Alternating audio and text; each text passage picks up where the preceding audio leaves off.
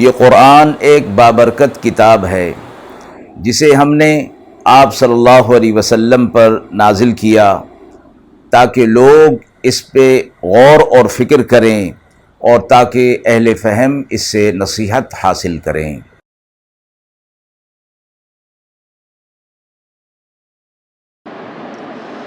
بسم اللہ الرحمن الرحیم۔ السلام علیکم ورحمۃ اللہ وبرکاتہ۔ ناظرین کرام، درس قرآن مجید کے آج کے اس پروگرام میں ہم سورہ یوسف کی آیت نمبر 53 تا 57 کا ترجمہ اور تفسیر پیش کر رہے ہیں، اور آخر میں پوچھے گئے سوال کا جواب ہوگا۔ اعوذ باللہ من الشیطان الرجیم،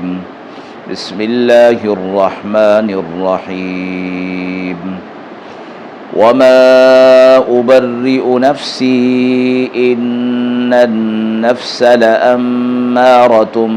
بالسوء إلا ما رحم ربي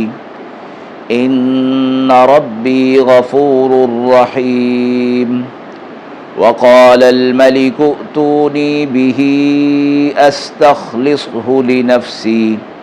فلما كلمه قال إنك اليوم لدينا مكين أمين۔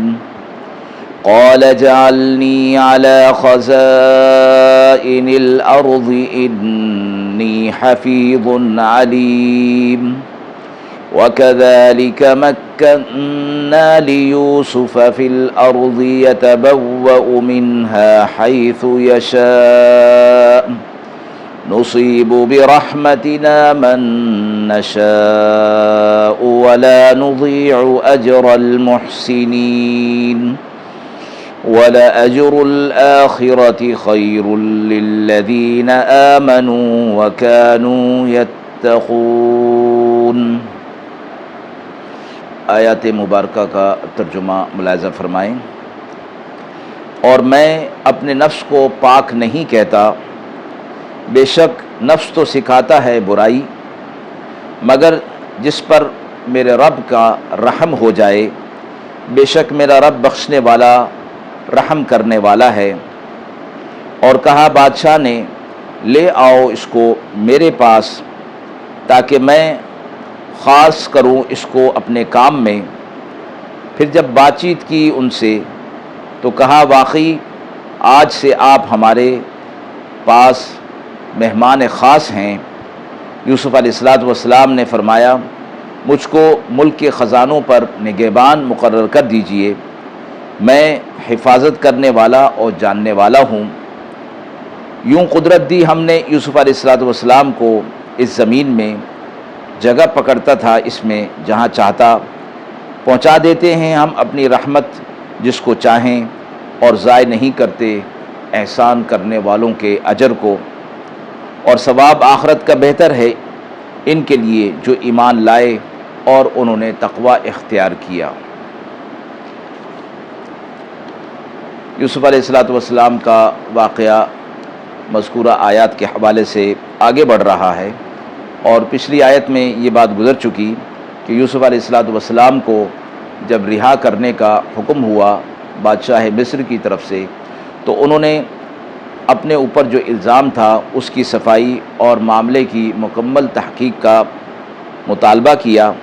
اور اس سے پہلے رہا ہونا پسند نہیں فرمایا،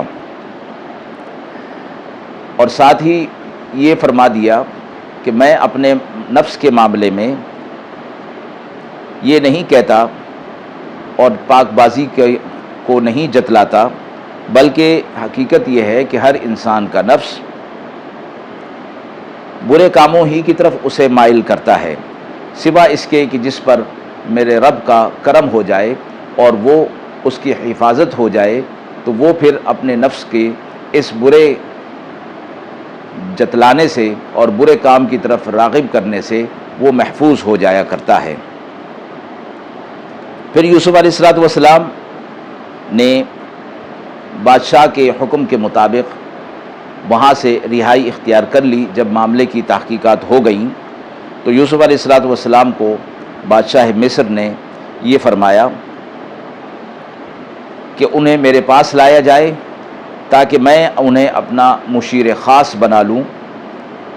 یوسف علیہ السلام کو اعزاز کے ساتھ جیل خانے سے دربار میں لایا گیا، اور باہمی گفتگو سے یوسف علیہ السلام کی عقل مندی اور بصیرت کا بادشاہ کو اندازہ ہو گیا، تو بادشاہ نے فرمایا کہ آج سے آپ ہمارے مہمان خاص ہیں۔ یوسف علیہ السلام نے بادشاہ کے سامنے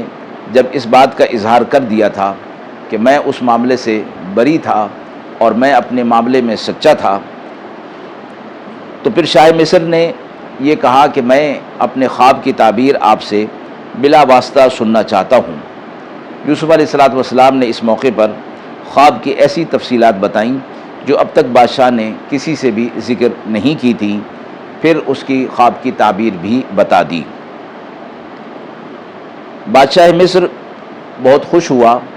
اور اس نے مشورہ طلب کیا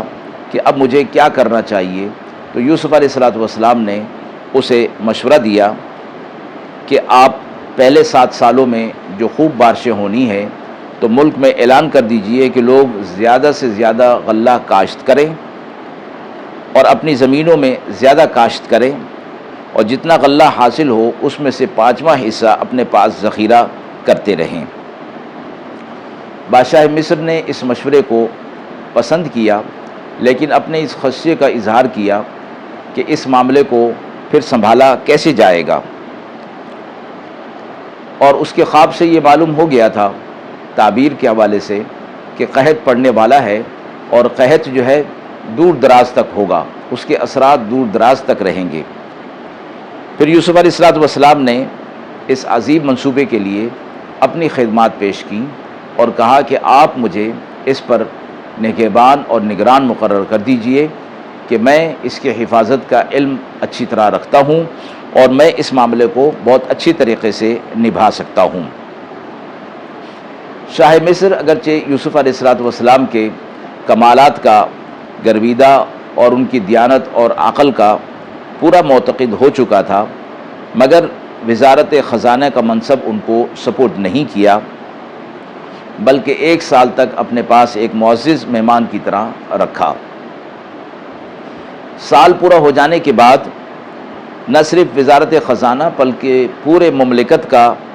نظام ان کے سپرد کر دیا،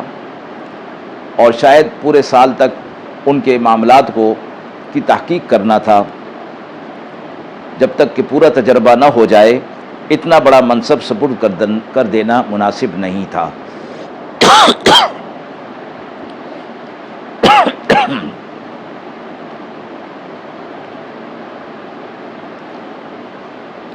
مفسرین نے لکھا ہے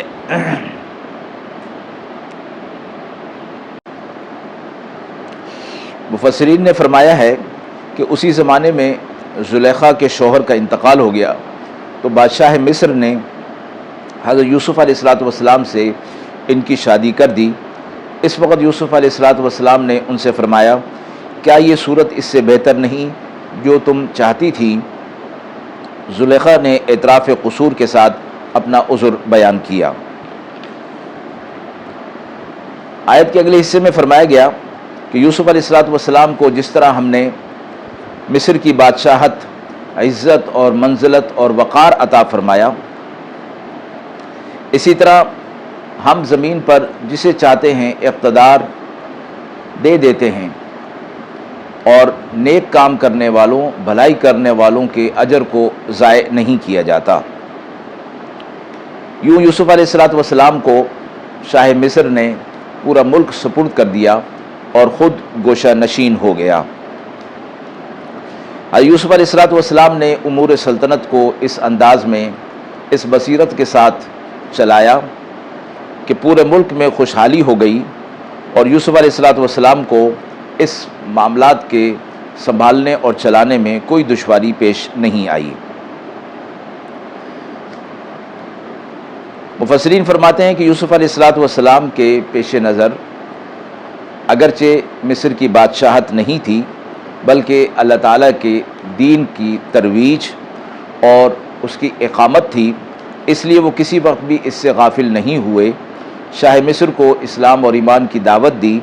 یہاں تک کہ شاہ مصر بھی مسلمان ہو گیا تھا۔ اور آخر آیت میں یہ فرمایا گیا کہ یوسف علیہ السلام کو جس طرح اللہ رب العزت نے یہ منصب عطا فرمایا تھا، اس کے ساتھ ساتھ آخرت کے درجات عالیہ بھی ان کے لیے تیار تھے، اور یہ بتا دیا گیا کہ یہ صرف یوسف علیہ السلام کے ساتھ ہی خاص نہیں، بلکہ یہ عام ہے کہ جو شخص بھی نیکی اختیار کرے گا، ایمان اختیار کرے گا اور تقوی اختیار کرے گا، پرہیزگاری اختیار کرے گا، اللہ رب العزت اس کو دنیاوی مراتب بھی اور آخرت کے درجات عالیہ بھی عطا فرمائیں گے۔ آیت کے حوالے سے سوال پوچھا گیا ہے کہ نفس انسانی کے کتنے اقسام ہیں؟ مذکورہ آیات کے اندر یوسف علیہ السلام کا یہ فرمانا کہ میں اپنے نفس کو پاک باز نہیں کہتا، یہ فرمایا گیا کہ ہر نفس انسانی اپنی ذات میں نفس امارہ ہوتا ہے، یعنی وہ نفس جو کہ انسان کو برائی کی طرف ترغیب دیتا رہتا ہے، لیکن جب کوئی انسان آخرت کے خوف اور اللہ کے سامنے اپنے اعمال کی جواب دہی کے خوف سے نفس کے تقاضے کو پورا نہیں کرتا، تو اس کا نفس امارہ نہیں رہتا بلکہ نفس لوامہ ہو جاتا ہے، یعنی برے کاموں پر اسے ملامت کرتا رہتا ہے، اس وجہ سے وہ برے کام نہیں کرتا، یا اگر برے کام کر بھی لے تو وہ توبہ کی طرف مائل ہو جاتا ہے۔ اور جب کوئی انسان نفس کے خلاف مجاہدہ کرتے کرتے اپنے نفس کو اس مقام تک لے آئے کہ برے کاموں کا تقاضا ہی اس کے اندر نہ رہے، تو وہ نفس مطمئنہ ہو جاتا ہے۔ حضرات انبیاء علیہ السلام کا نفس یہ نفس مطمئنہ ہوا کرتا ہے۔ صلحاء امت اور عام مسلمان یہ مقام مجاہدہ اور ریاضت سے حاصل کر سکتے ہیں، اور پھر اس کا عام مسلمانوں کے لیے نفس کا اس مقام پر ہر وقت موجود رہنا ضروری نہیں ہوتا۔ یہ حضرات انبیاء علیہ السلام ہیں کہ اللہ کی طرف سے انہیں خود بخود عطائے خداوندی ہوتے ہیں کہ انہیں نفس مطمئنہ بغیر کسی ریاضت اور مجاہدہ کے حاصل ہوتا ہے، اور ہمیشہ اسی حالت پر رہتا ہے۔ اس طرح نفس کی 3 حالتیں ہو گئیں، ایک نفس امارہ، ایک نفس لوامہ اور ایک نفس مطمئنہ۔ وآخر دعوانا ان الحمد للہ رب العالمین۔